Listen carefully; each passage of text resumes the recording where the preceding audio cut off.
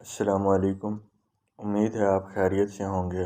اللہ پاک آپ کی ہر پریشانیاں مشکلات آسان کرے۔ آج کا ہمارا موضوع ہے جائے نماز پر۔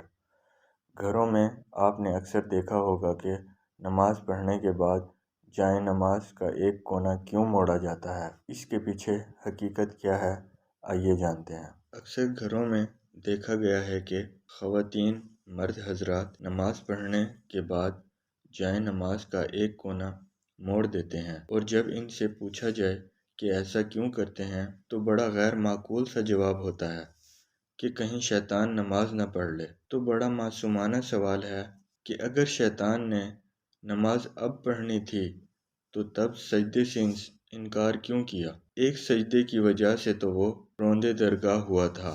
لعنت کا طوق اللہ نے گلے میں ڈالا تھا، اور اگر فرض کریں وہ پڑھنا بھی چاہتا ہے تو پڑھنے دیں، آپ کو اس سے کیا اعتراض ہے؟ جب حقیقت یہ ہے کہ بہت سی توہم پرستی سینہ بسینہ ہمارے آباء و اجداد سے سننے کو باتیں ملی جو آج ہمارے گھروں میں پائی جاتی ہیں۔ مثال کے طور پر یہ کہ آج شام میں جھاڑو نہ لگائیں، رزق ختم ہو جائے گا، گھر خالی ہو جائے گا، خالی کینچی نہ چلاؤ، اس سے جھگڑا ہو جائے گا، خالی جھولا نہ جھلاؤ، بچہ نہیں ہوگا، نامولود بچے کو نقصان ہوگا، جھاڑو سے نہ مارو، سوکھ جائے گا، چوکھٹ پہ بیٹھ کے کھانا نہ کھاؤ، مقروض ہو جاؤ گے، اس کا بچہ فوت ہو گیا ہے، اس کے گھر نہ جاؤ، وہ تمہارے بچوں کو نقصان ہوگا۔ یہ وہ تمام چیزیں ہیں جو کہ بدخمانیاں ہیں، ان کا دین اسلام سے کوئی تعلق نہیں۔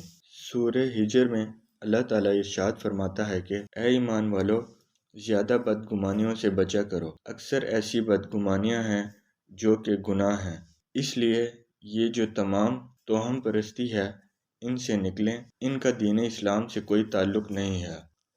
حدیث شریف میں آتا ہے کہ ایک دفعہ ایک صحابی چل رہے تھے تو ان کو ٹھوکر لگی، تو وہ کہنے لگے کہ یہ شیطان نے مجھے ٹھوکر لگوا دی ہے۔ یہ تو نبی کریم صلی اللہ علیہ وسلم نے اسے ٹوک دیا۔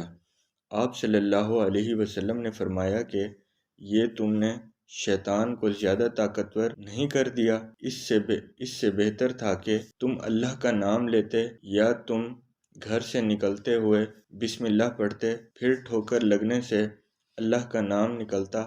تو یہ چیزیں ہیں جو بہت سے معاملات میں ہم کچھ آگے نکل جاتے ہیں، تو ایسی چیزوں سے بچا کریں۔ اللہ کریم آسانیاں حاصل و تقسیم کرنے کا شرف عطا فرمائے، آمین۔ اللہ حافظ۔